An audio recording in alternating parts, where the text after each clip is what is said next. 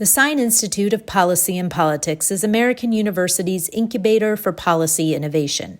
We convene leaders in the academic, public, private, nonprofit, and journalism sectors to engage and promote common ground and nonpartisan solutions. In an evolving world, we seize the opportunity to work on the nation's most pressing challenges through collaboration by experts and top scholars in their field with students in research and scholarship. As part of that goal, the Sine Institute leverages American University's location in our nation's capital, the nexus of government and a growing international business center. We connect diverse perspectives from around the country and around the world with our world-class academics and research, experienced practitioners, and the most politically active student body in the U.S. We stand apart through our focus on the role of business and the nonprofit community in public policy, the rise of the importance of economic regions in the United States, and international policy issues. Our focus is to make an immediate impact at the intersection of policy and politics that leads to real and lasting change. Thank you for joining us as we convene, communicate, and collaborate.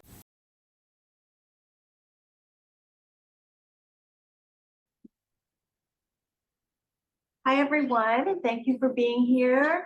Participants online, thank you for streaming in.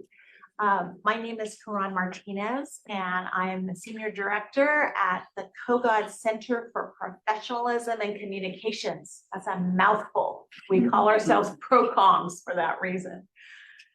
We are a program and a co-curricular set of instructors with young people that we train, like these shining stars to my left, to tutor their peers in communication skills. Because we like to believe that no matter what your major is, everybody needs the power skills of communication and professionalism, critical thinking, writing, teamwork, and collaboration.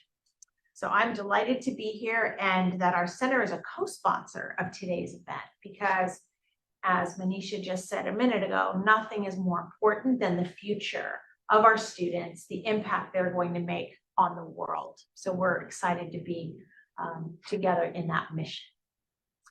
We use a framework called Kogod Agile to organize what it is we're teaching students. The A stands for analytical decision-making, the G for global citizenship, the I for being influential communicators, the L for leadership and collaboration, we snuck that in, and E for emotional intelligence. And again, given a world of technology, a world of artificial intelligence, as Manisha said in her last Sine Institute event, there's going to be no substitute for human creativity and human agency. It's in how we work with these tools and this technology. And that's what we believe as well. Indeed, research shows, and we hear from our employer and alumni stakeholders, that these kinds of human-centered critical thinking and creative skills are never going to go out of style. That no matter how high a student's GPA or how brilliant a scholar, and we love those things too, that in the professional world, it comes down to being able to create side by side in a future that, in the words of the McKinsey consultancy, says must privilege cooperation over competition. So it's a joy to imagine this work with these students, growing their emotional intelligence, their critical thinking. And one key campus partner in that work is AU's Sine Institute of Policy and Politics, being an incubator for that nexus of government and business and nonprofits. It helps to role model for students how important it is to think about policy and who's being affected and who the stakeholders are, who might be left out, etc.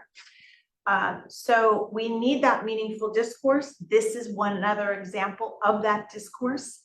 And today's event shines a light not only on one of Sine's remarkable 2024 Spring Fellows, the Honorable Manisha Singh, but also on an extraordinary group of students. The Sine Institute Student Associates. That's almost as big a mouthful as our center's name, whose passion and desire to make a better world is inspiring and impactful. Certainly as instructors, we feel that your peers must as well. Manisha is a role model for young people all around the world, whether they're in government or in business. While serving as Assistant Secretary for the Bureau of Economic and Business Affairs at the State Department, Manisha pioneered something called the POWER program, POWER, which stands for Providing Opportunities for Women's Economic Rise. Her program, which continues, bless you, to remain a central focus of the Bureau's work, even though Manisha has moved on from the State Department, continues to support hundreds of women-owned businesses ever since it began. A proud American University graduate from our own Washington College of Law, Manisha currently serves as founder and principal at the Sunstone Strategy Group. So please join me and thank you for joining us as we welcome both Manisha and our incredible shining stars, our Sine Institute Student Associates. And let's have an interactive and a dynamic question asking and conversation discussing the future workforce. Manisha.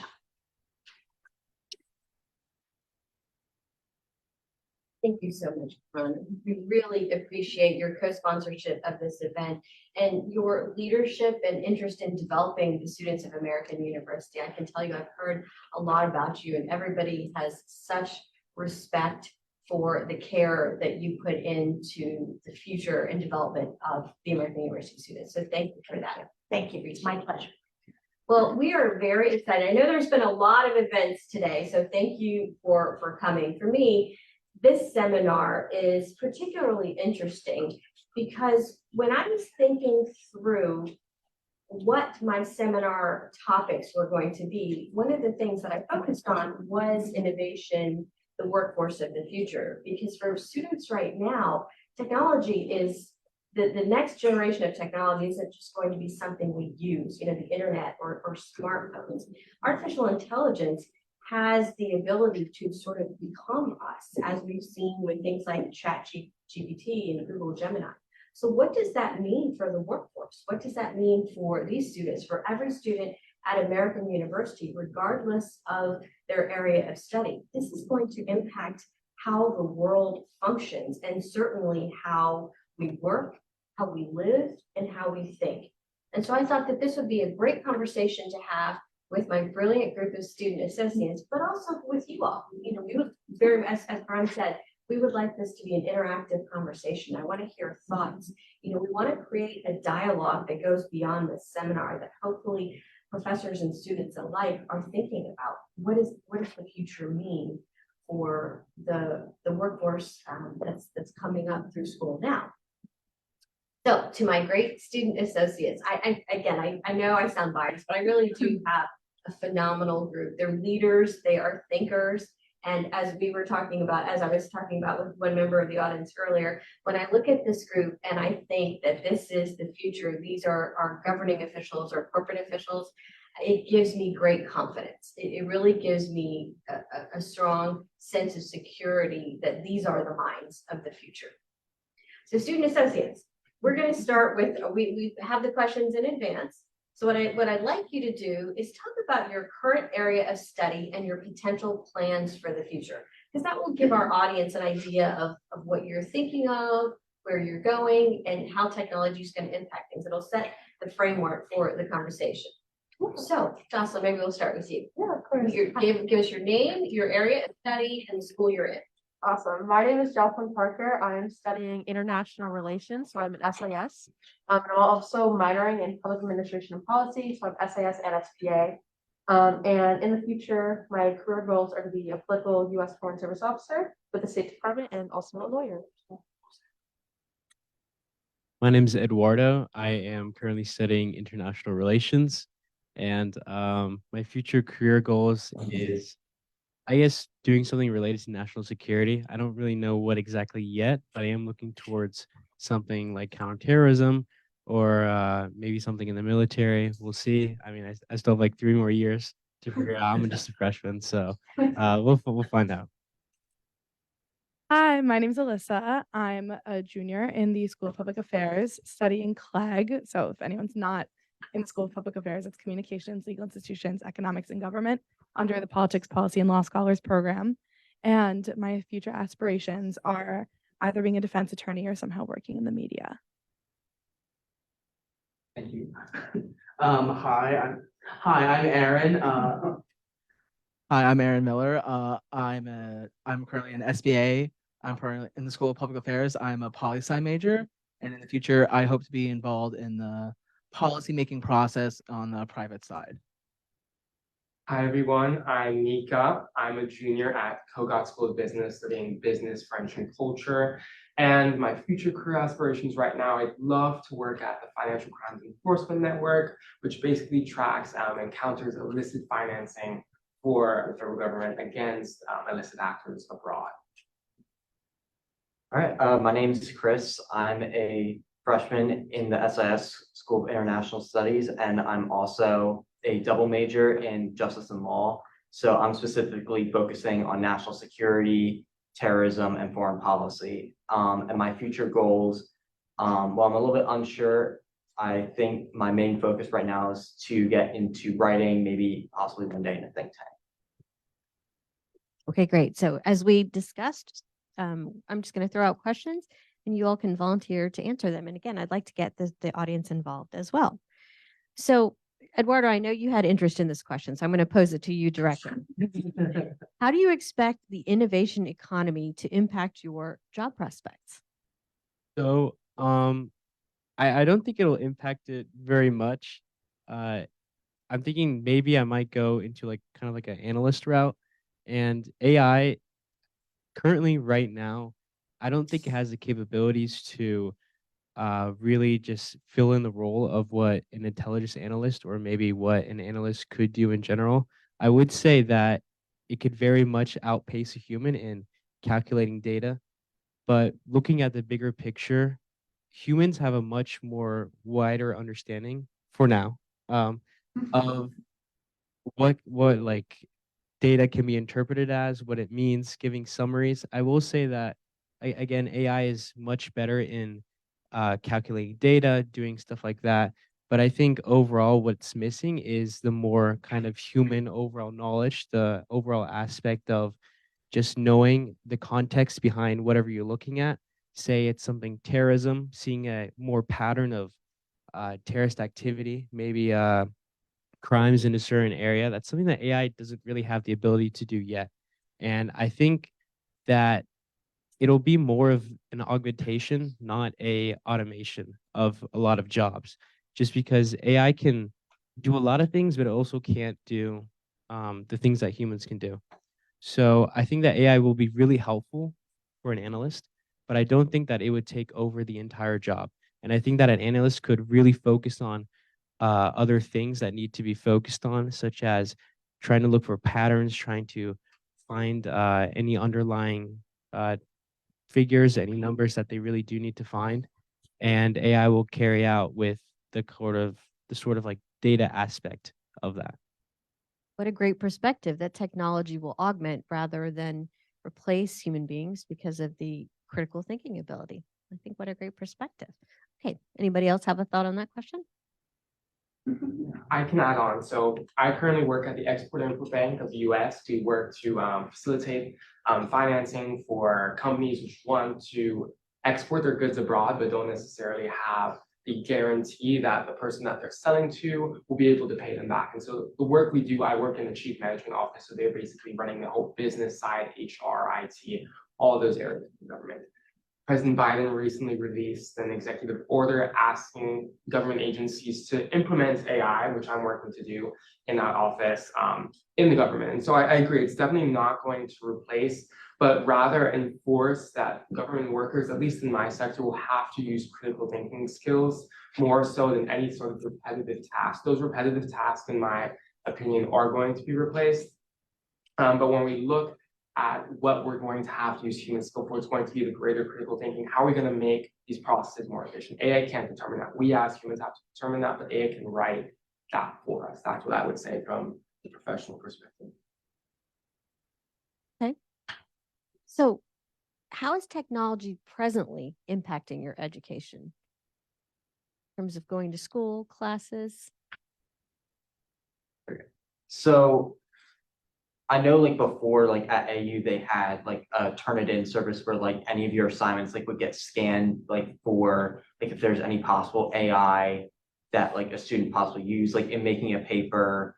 But I believe AU has since got rid of that. The main thing that I see as a student that other students mainly use AI for is coming up with ideas, because at the very beginning that there was all these stories of, oh, students are using AI and just copy and pasting, and like we can't like do any like computer essays anymore. Everything has to be written. That doesn't really happen anymore, because at this point, like with ChatGPT, it's so like structured and like basic that it's very easy at like points to tell when someone's using AI. So what I see as a student a lot is other students will use ChatGPT like, hey, like come up with 3 ideas about like this topic, or like help me come up with a thesis statement about this topic. So I mean, even like I know like students have tried like using ChatGPT to find sources, but the problem with that is it will make stuff up, it will make links up, it will make evidence up. Like if it doesn't know it, it will just make it up and guess and hope that it's right. And 99% of the time, it's completely wrong. So like at the current moment, a lot of like students are using like to aid the work they're doing. In 2 or 3 years, it may reach the level to completely do assignments, but as of now, it hasn't happened yet. Thoughts? Yeah, I mean, I've seen it more used as a perfecter rather than a fabricator. So I'm less seeing people, I guess, write entire papers with AI, but a way I've seen it used is people will say, turn this source into APA style or MLA style, or how do I do this in text, things like that, or read this entire paper and point out any grammatical mistakes that I made. So that's kind of a way that I'm seeing it, which already existed in other formats before with Grammarly and EasyBib. They're also using generative AI. So I think that there's a lot of fear around AI, but it's already existed without people even knowing that it existed. So that's something that I have definitely noticed. Good point. There's always been an ability to find information from other sources and claim it as your own. And AI probably just makes it faster and easier to do, but it's something to think about. That's a nice segue to one of my next questions, and that's, what advice would you give to your professors or university officials about technology such as artificial intelligence, which can be used to write things? We know we've talked about last time, we talked about ChatGPT being right now, very elementary. In 5 years, I can imagine once you get to the next version of like ChatGPT 10, it's going to be much more sophisticated. So what would you tell your university professors? What do they need to know? How should they be thinking about this? I think definitely the way that I would tell the university would be to definitely embrace it, to not like, you can't, don't try and stop it basically. I think they should embrace it. I think because if you embrace it, then you can like regulate it. So like an example of that would be like last semester, my professor said you could use ChatGPT to like for help of like finding sources or getting ideas. But if you were going to use it, make sure like you credit it. So I think by embracing it, you could regulate it and you could like stop people from doing nefarious acts with it.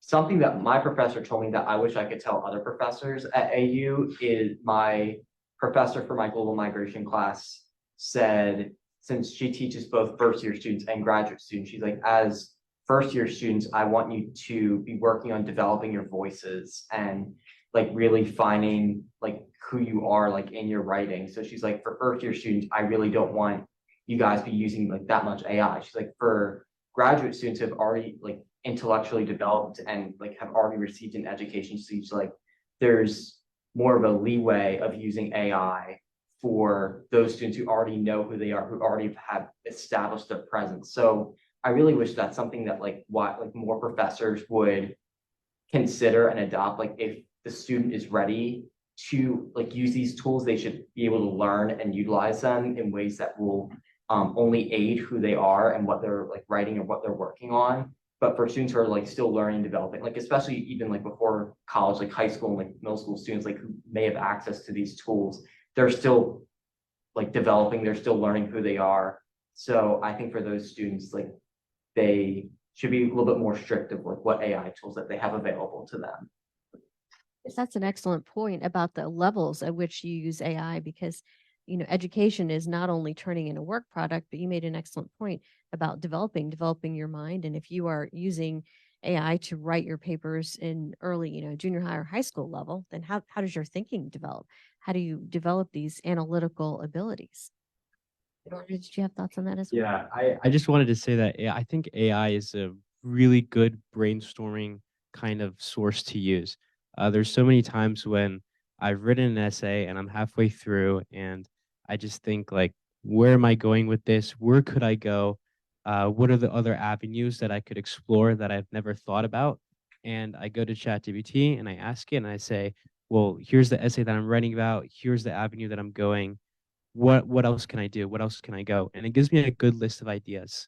And I think that using it in that way, not for actually writing the essays themselves, because then that's like a violation of academic integrity, but actually using it for finding out what you want to do, like where do you want to go, just brainstorming in general. I think it's a very, very valuable resource to use because it adds on to sort of like your knowledge. It adds on to uh, your ability to think critically. Now, I don't think it's a good idea if you run into every single roadblock and say, okay, let me go to ChatGPT and find out, because then that just ruins your critical thinking ability.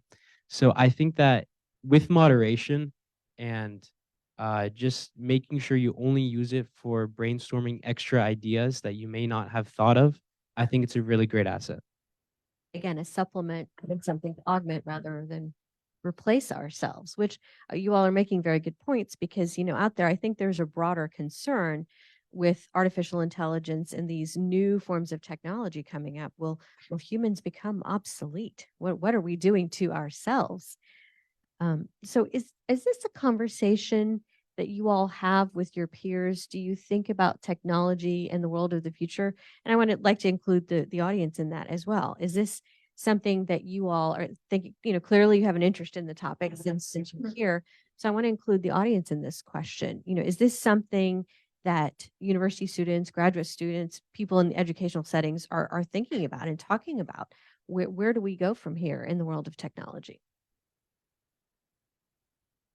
Yeah, I mean, it's definitely something that comes up, at least from a legal standpoint. I think that there are certain aspects of plagiarism that come into play when you're using AI.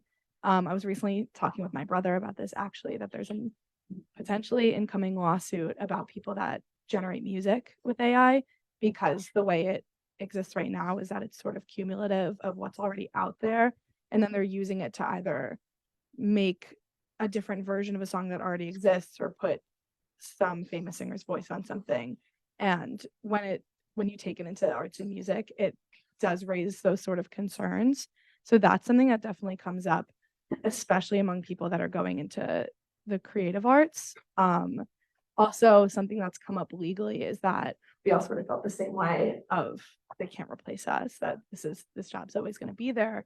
But I was recently talking about human resources, which isn't law, but similar mindset of if you put an entire code of conduct for a company into generative AI and then describes a situation, say, does this violate the code of conduct? They can spit out an answer. So I think there's a lot of questions that have been coming up like that. As we're going into our careers, we're getting a little nervous.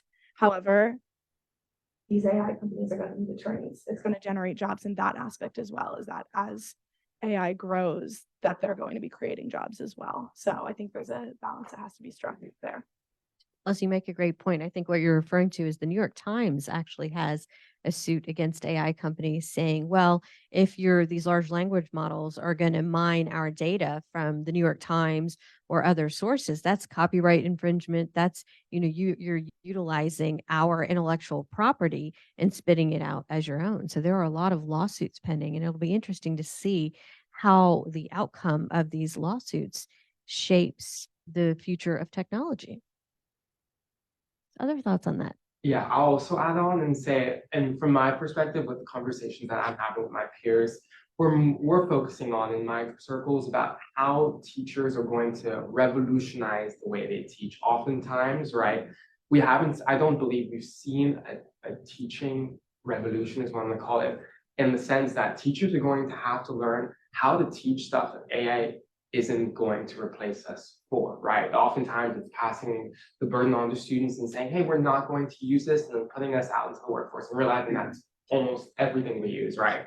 And so I'm having conversations at least about what can teachers do to really make me as a student stand out. Strong professors, I feel like, will be able to find new content, new ways to teach students about things that AI simply won't be able to do. The writing skills are great, but critical thinking, being able to take ideas, maybe you can get AI to summarize an abstract, but get students to come up with their new ideas. Again, it's the soft skills that AI doesn't have because it doesn't have our mental capacity right now. That might change, but I hope it doesn't. I know there's some professors in the audience. Professor, can I ask you for your thoughts on that? Sure. What as I've listened to some of this discussion, I'm curious, for the whole room, what I'm seeing in my class. Well, I have a couple. In my class, I'm definitely going to be introduced to this, right? I look at the experience I have, and I look at these brilliant students that are taking the class. And the only difference between them and myself is I have a little bit more at-bats. So how can I get them some more at-bats? And AI is a good way of doing that, to augment the way I teach. And that's one of the things that we're going to be doing is I've convinced a software company, an AI company, to get some free software that we're going to actually use, whereas before we're all breaking down in exercises and doing videos. We're going to use AI. We're going to supplant some of that with AI. So that's one thing. The other is just a question. So that's, I hope that answers. The other is just a general question I had for you. Is one of the things I'm interested in is, and I'm starting to see this become a little more pervasive too, is digital assistants when you call support lines. I think that that's going to start, and in fact, one of my guest speakers will be somebody that is in that world. So it'll be kind of interesting to get their perspective. But I was curious about how you all, and maybe in the audience too, feel about digital assistants, because it doesn't seem like they're going away. That's a great question. And I know that Dean Marchick at the Kogod School really has focused on artificial intelligence. In fact, American University, specifically Kogod, but the university overall, has been listed in many articles and many of my readings as at the forefront of helping students understand artificial intelligence. And I know Dean Marchick was specifically mentioned in this article. So who's going to take the professor's question? Digital assistant.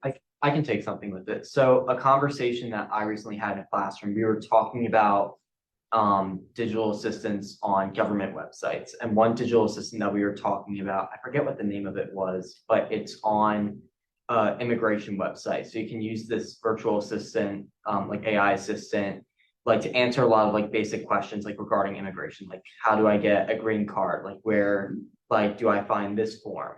And this virtual assistant only types in English and Spanish, and it only speaks out in English. So there's a lot of conversations of who's going to be able to access this digital, like virtual agent to find out ways like how to get like proper documentation to the US, but who is it leaving out? And then also the representation of this virtual agent is a white Hispanic woman. So it's kind of like even though it's a like virtual assistant, it's kind of creating a model like for people looking to enter the US, like what is the perfect like US citizen supposed to look like? Like, do you fit into that? So like on one end, like it's helping people, but on another end, it's kind of shaping like who fits and like who doesn't fit. And Professor, I'll also answer. I think that Chris, you mentioned USCIS, the Citizenship and Immigration Services. That's the website. I worked there over the summer when they were implementing this. And so from a business standpoint, I think it makes things more efficient. I would say that a lot of times I find comfort in a human. Sometimes I would say I don't find comfort in a human. Sometimes humans don't know how to understand what I'm saying. And when we call a call center, I'm sure everyone's called Bank of America, whatever your local bank is, and you wait a long time to get someone on the phone. And so for me, that experience hasn't been great. If we can get AI to take those call data, analyze that, and really come up with an understanding of how to respond in detail, I think that would make digital assistants very efficient. I think the issue is that AI can only work off what you give it. And so we have to teach people, and that's a digital literacy skill, how to ask the AI good questions. How am I going to explain the details that I need to explain? And as you teach in class, bottom line out first or up top. And on top. And so that's the important thing. How do we get the bottom line on top? Because AI is going to need that bottom line on top to help you answer those questions. And so I think that's going to be very critical if we're going to implement digital assistants across industry. Chris, you raise a good point about digital bias. At the end of the day, artificial intelligence and future technologies are still being created by human beings. So in the case of citizenship, you're right. What does an American look like? Is that going to be something that as we advance in our development of artificial intelligence or future technologies, I know we're talking a little bit about AI, but I think that's the case in any future technology. How do we deal with the issue of digital bias? I mean, that's a very complex issue, but I mean, even outside of like immigration, like I feel like a lot of that like digital bias, like that stuff is happening now. Like I've also like heard stories like both online like and like in person of like digital bias in education. There's some like school districts that will use like AI algorithms like to try to identify like students that are at risk of falling out, and it's targeting minority students at a significantly higher rate for like at risk of dropping out. So like I know it's happening in education, immigration. I probably can't even imagine how many sectors it could be in. I guess another sector, I haven't seen any stories about this, but it definitely could be possible that it's in this like AI security technology. Like if you go to a Nationals game, there's an option where you can enter in through the security and the ticket, just walking straight through. It's all AI, like it has a picture of your face, you just walk straight through. Like, is that technology targeting people at a higher rate? Is it working for people, for minorities like who have a darker skin tone? So that's all like issues that need to be researched and identify solutions for, because that stuff is happening right now. That's not a future issue, that's a present issue. Excellent point. Jocelyn, did you have a thought on that? Yeah, of course. Just to add something in really quick.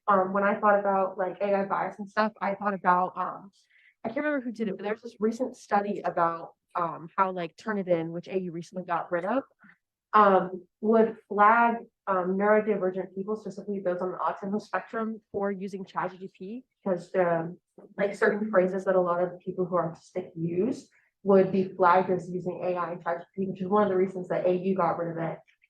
Because it was discriminating on that point. So that was just something else I wanted to add in. So for the professors in the audience, I think we're getting some valuable insights here from our student associates. Can I add something real quick? Please, thanks. So for those of you who came in late, I'm Karan Martinez at Kogod.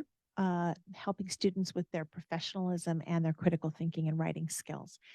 I had the privilege of being on Dean Marchick's committee that convened in January with a delivery date of late March for these ideas. He really wanted to move quickly about being upfront about how we were preparing our students about AI.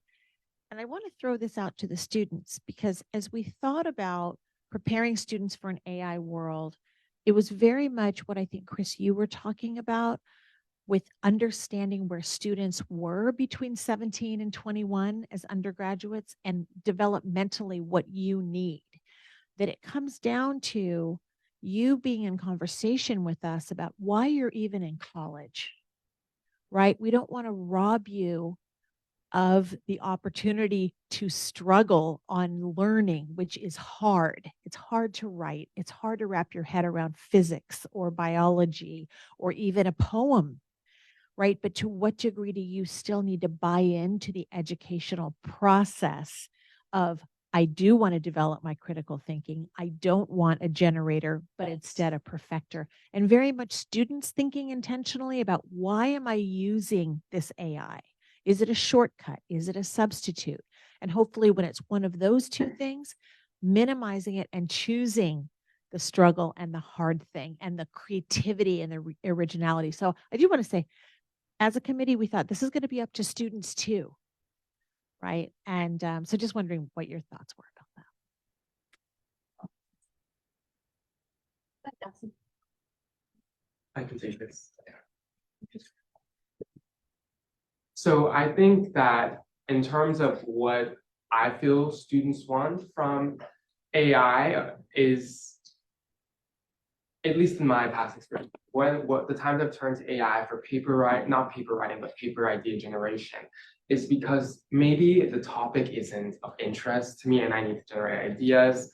I need to find out, typically what I'm looking for, is ideas. What am I going to be able to write? Is there something of interest here? And also, what is out there? Because again, it's able to work off existing old data sets. And so from an abstract perspective, most professors require you to write an abstract if you're writing an academic paper. It's time crunching, and I can take that and formulate my ideas much quicker. And so the quality of the writing that you want to see is going to be higher. And so I think what I need to buy into this upcoming idea is understanding what is the purpose of the task I'm doing. A lot of times in the workforce and in even academia, we haven't found purpose. We're not told the purpose. This is your assignment, get it done. Perfect. What have I learned? That's a lot of what students are asking. And so I think helping students understand what the purpose is for what they're doing will really set people apart, make students want to do the work, right? And choose the hard stuff. Opening up that paper assignment. So for example, I have to write a paper about laundry detergent. Very, very stringent topic. I don't know how many people are excited about laundry detergent, but it makes it difficult to write a 10-page paper on that. So I think those sort of things, really speaking to students, understanding students, professors need to have conversations with students. Take 5 minutes in your class. What do you do? What do you know? I mean, really taking people at the human level. I think that's going to be critical. For sure, yeah, understanding. That's where I would say. Beyond artificial intelligence, things like, we're focusing a lot on AI, but technologies, the automation that is happening in factories. Of course, automation happened a long time ago, but the next wave, the next iteration of automation where you see robots or robot arms in fast food restaurants. And fast food and a lot of these service jobs are for younger kids, for high school kids, for college kids who have summer jobs. Are those sorts of jobs going to go away because now you have a fast food restaurant that is entirely automated with robotic arms, and they can do it very fast and very efficiently and don't need to be paid a minimum wage? So what about the technology of the future where we move along on further automation? What sort of concerns do you have about that? Yeah, a concern that I see, and going back to that inclusion aspect, is that those are the kind of jobs that get people through their degrees, and that people are doing those jobs to get them to a point where they can reach these higher education requiring positions. So then we're losing an entire group of people that otherwise would be getting degrees. So that's definitely a concern that I see, is that we're losing lower income individuals that need those jobs to fund their college experience, to buy their books, to pay rent, to buy food, things like that. I think that is a concern for sure. But I also think that the jobs exist now. I think there's hopefully time to sort of adjust and find other ways to do that. So you see a shift that those jobs might not be done by humans anymore, but maybe there'll be a shift of other jobs that are done. I mean, I guess to add on to that, I mean, as someone who has a summer job in retail, I definitely like see some concern with that, like whether like, am I gonna be running any like registers? Like, is like the job of like self-checkout like gonna take that job? But then there's also like, well, you can't get a robot to like fold a stack of t-shirts that like some little kid ran through and destroyed. I mean, maybe one day like there'll be an automatic like folder, which I would love that for myself, not even just for work. But Chris's closet. yeah, I mean, that would be great. One thing that I would like, but there are definitely like some jobs still that like you could take, but there's definitely is a concern that there will be like less opportunities available for young people, for people who need just a foot in the door. Those opportunities might be less and less. And just to add on, I think to complement that, the risk for companies to hire interns will be higher and higher because the tasks associated, the repeatable ones that students can prove themselves on at these entry-level jobs will be gone.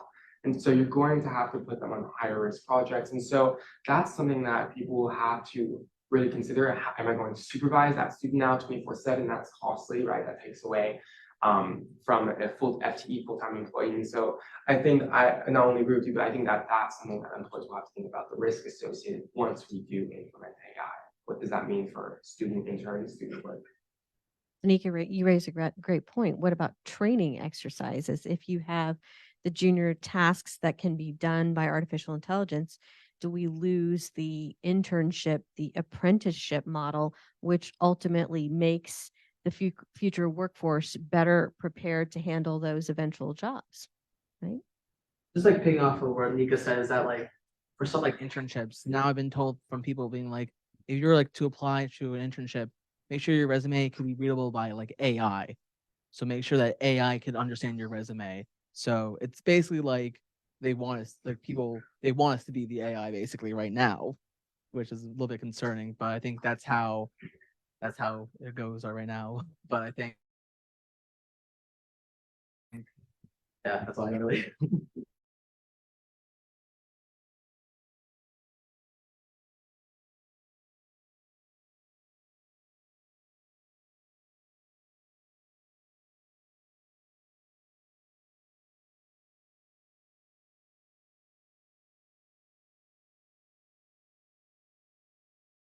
Interesting. Well, for this next question, I'm going to turn to the audience. Yeah, my name is Patrick Medvitz. I'm a student in SBA here.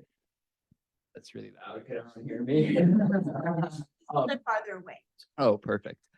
So I'm a student in SBA studying CLEG. Thank you, Alyssa, for explaining that acronym earlier. And something that really excites me and also worries me about this technology of generative AI in the workforce is the concern I have first is that the mass displacement of so many people with jobs, and particularly like you're saying, like low skilled labor in service entry positions. For instance, like truck drivers are, a leading job in I believe like 30 states across the country. So if that becomes replaced with the self-driving cars technology, where do these people go? And I think that retraining aspect is very worrisome, but I'm also very hopeful that we can come up with some type of policy or some initiative like UBI or something that would allow for greater economic equality in the absence of these jobs.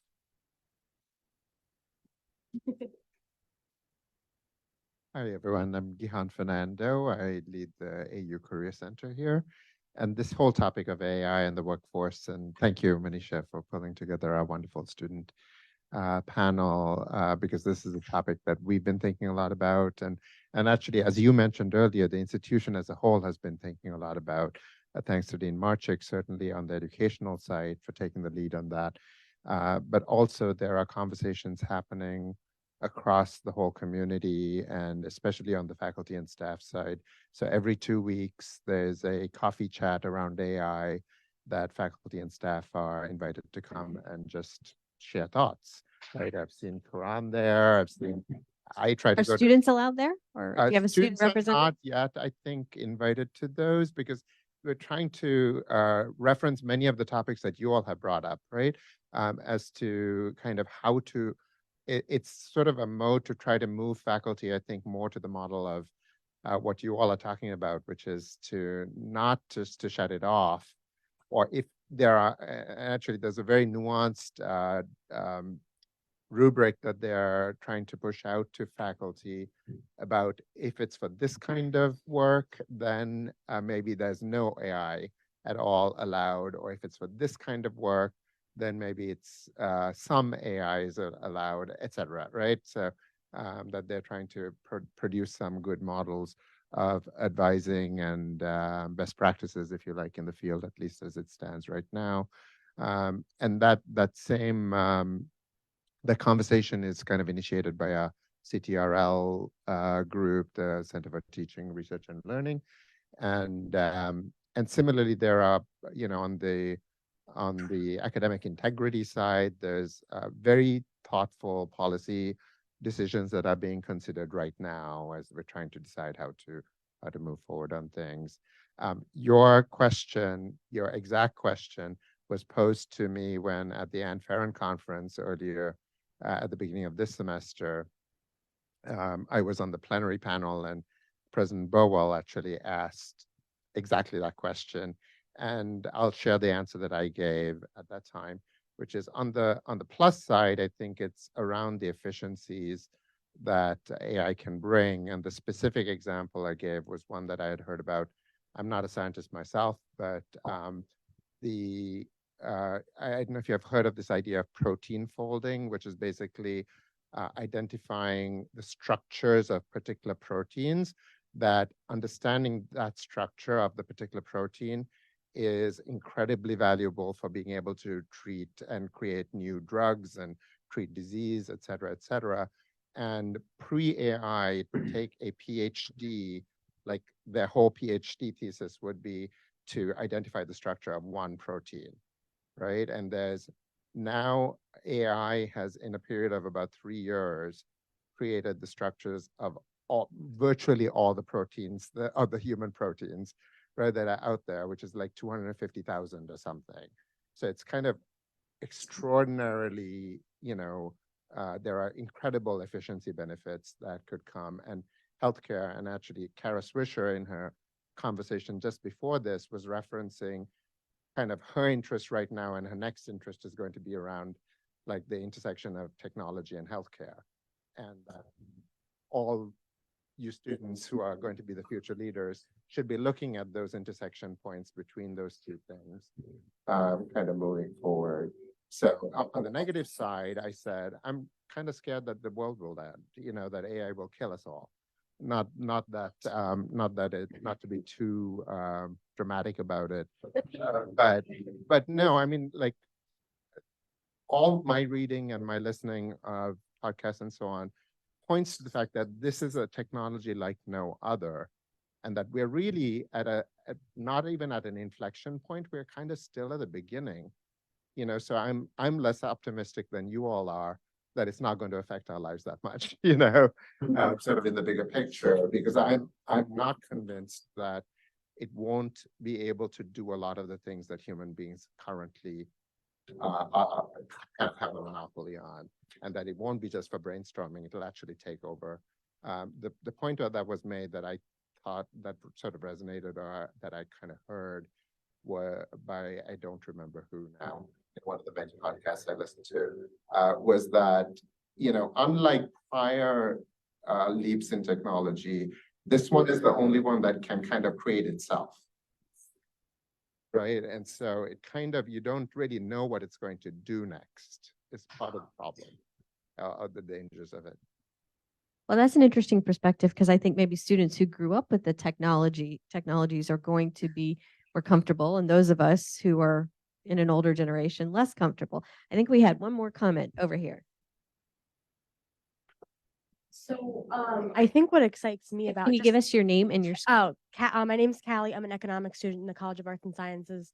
And I think what excites me is I'm a debate coach for the Washington Urban Debate League, which kind of gives Title I schools access to debate. And some of the arguments they run about green technology and what's called a federal jobs guarantee, like shows me that like critical thinking and all of that is still there. They debate better than I do in 8th grade. And the articulation that they have to create and carry out policy and like arguing about the earned income tax credit and stuff like that, where they're able to not only present arguments but respond to them effectively, I think shows that like technology and AI can be very helpful and useful to create and help those arguments.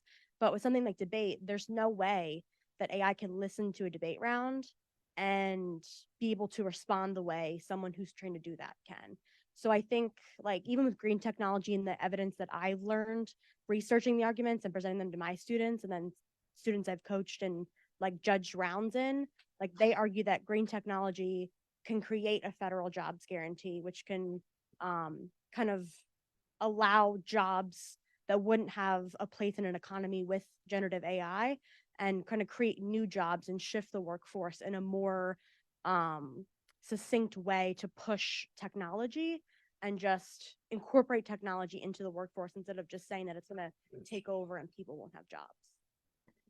The interesting themes that I'm hearing from the students in the younger generation, a comfort level of technology is going to be integrated and augment, whereas me and some of the professors, maybe the older generation, are sort of more nervous. What is this going to mean? Is it going to replace us? So interesting perspectives there. Nika, did you have a comment? Yeah, I just wanted to add that I think what I'm optimistic about is that this is the first time in human history where we really see tech have to be examined. Before, people were, if you're doing a business, you really not worry about tech, or tech people handle that.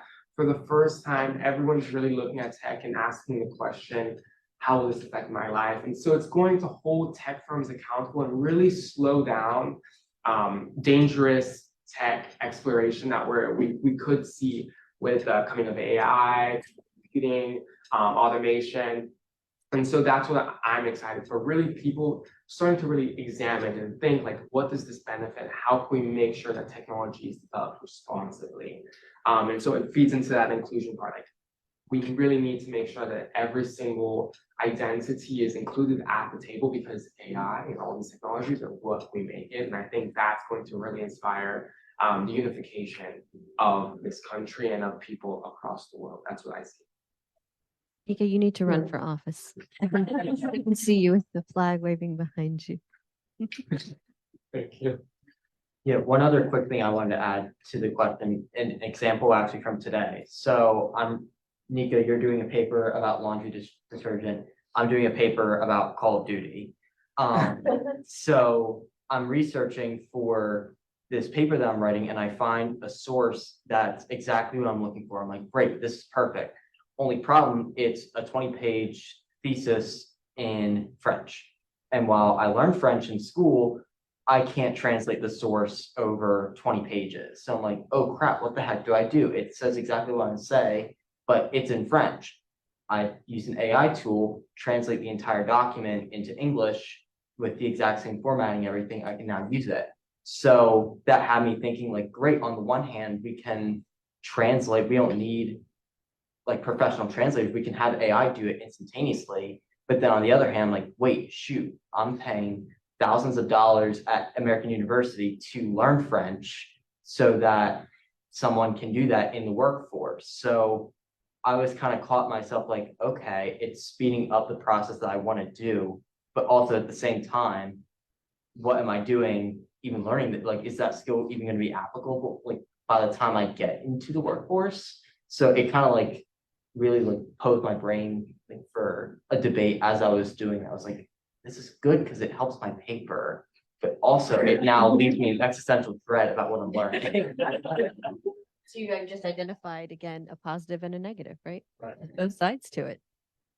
Well, I think this leads to a good question, the next question of how do we as a society or as regulators find the right safeguards and guardrails to make sure that technology is used effectively and responsibly, but not society doesn't become so strict that we hamper innovation and we stop progress. How do we find that balance?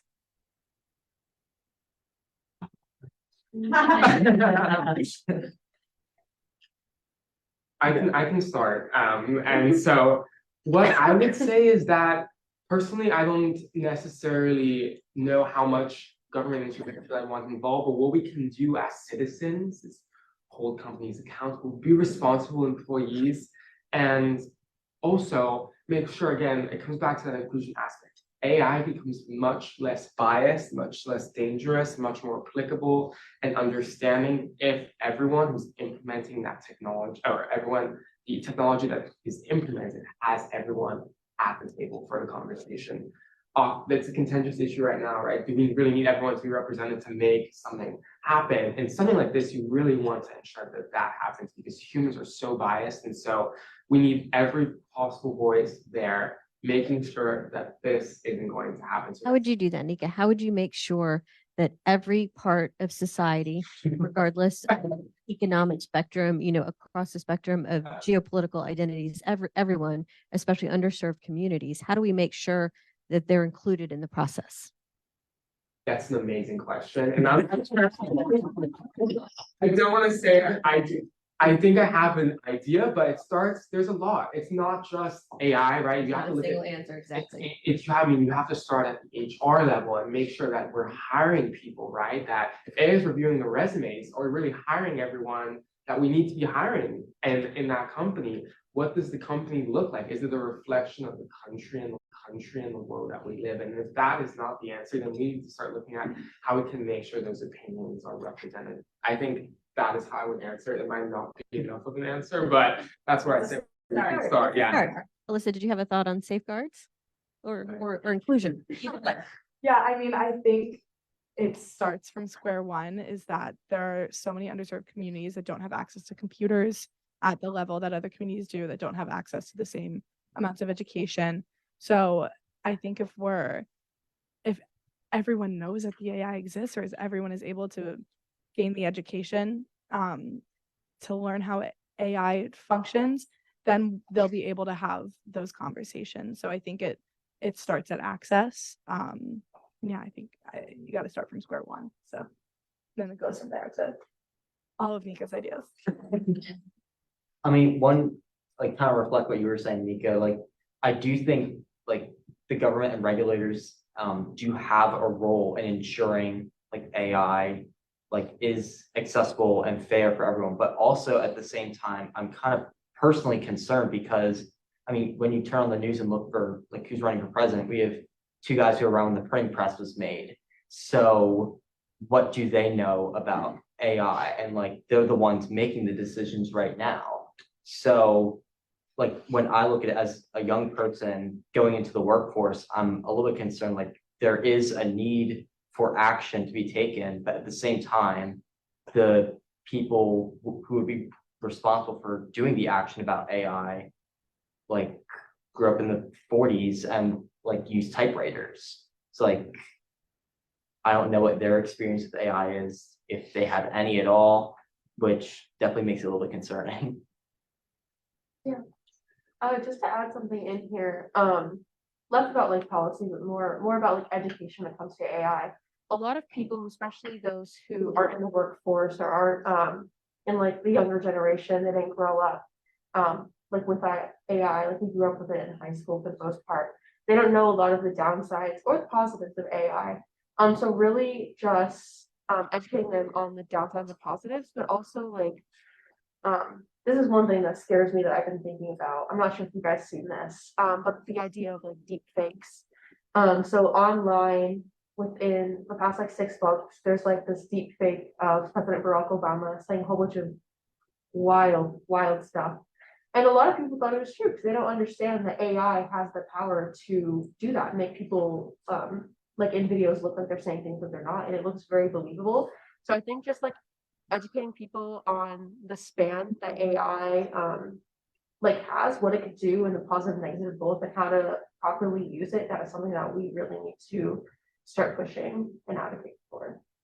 So there is a big question about, educating regulators and just getting our lawmakers the right tools and understanding of technologies generally that they need to be able to regulate effectively.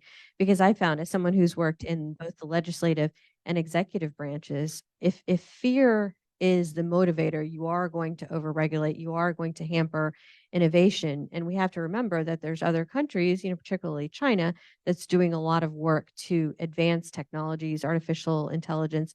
So this starts to become a national security issue.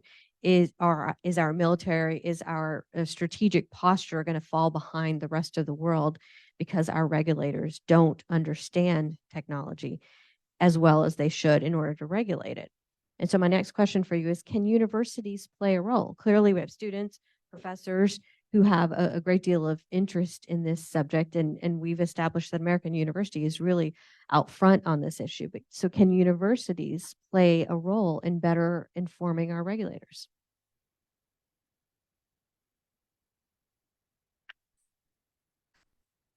Yes, is the immediate answer. And I think it starts with examining what are the hard skills that students are getting in classes when it comes to AI. I think making sure that when we look at our AU core curriculum, making sure that AI is part of that. Do students have a basic AI literacy rate? Right? Those are hard concepts to grasp in high school. I'm not sure if that's particularly the environment, but at university, you can really start to understand what is AI, how is it trained, right? Those are things we should be teaching students and helping students understand. So maybe a class, like more investment in the technology sector. Everyone, again, should be invested in AI, and that's where we're leading towards. You should be invested in understanding technology, point blank, period, because our lives are going to revolve around it, and we've let ourselves come into us or live in a society where only a few people have to know about it. We can safeguard society by making sure more people know what we're talking about. And I think that is the best way to go, and helping universities can help students do that. So for the final question, I'm going to turn back to the audience, our last question. What is the final question you want to pose to our student associates?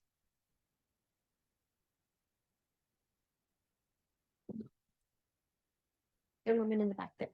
Yeah, so hi, I'm Griselda. You guys did a phenomenal job, honestly, answering these questions. I was kind of curious about them too. But when I think about AI, I usually try to think about the ethical implications that, moving towards a society that we're trying to include AI in every aspect of our life kind of poses, because I think that there's something so special about the human mind, our creativity, our ability to think critically and create things.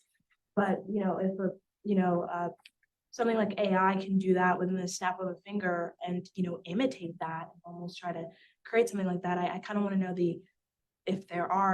what are, if any, the ethical implications of AI. If you guys think there are.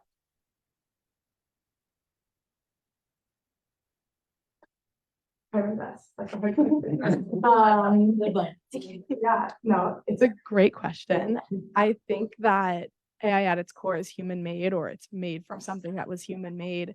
So sort of going back to what I was saying before about the New York Times suit, I do think that there is clearly an ethical concern in that, as creative as it's being, it's also taking from people that were creative their intellectual property in some way, shape, or form and making it into something else. So there's definitely an ethical flag there, which is where I think that policymakers would definitely need to come in, and hopefully this lawsuit gives us some sort of clarity on what that might look like.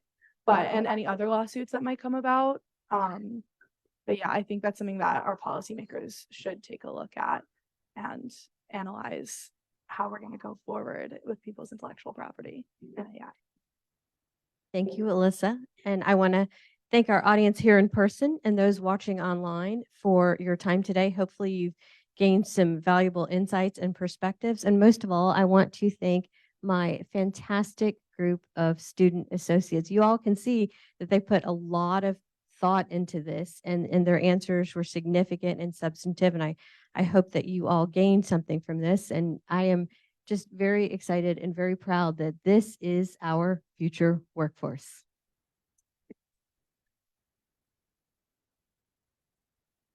So much to everybody who has attended today. Thank you to everybody watching online, both now and later. And thank you so much to our amazing fellow, Manisha, and to our wonderful student panel. You guys presented yourself with amazing grace today, and it's been wonderful to watch. If you are interested, we have one more seminar with Manisha, which will be this Friday at 11 a.m. in MGC. And we hope to see you all there, and good luck with everything at the end of the semester. Thank you all so much again.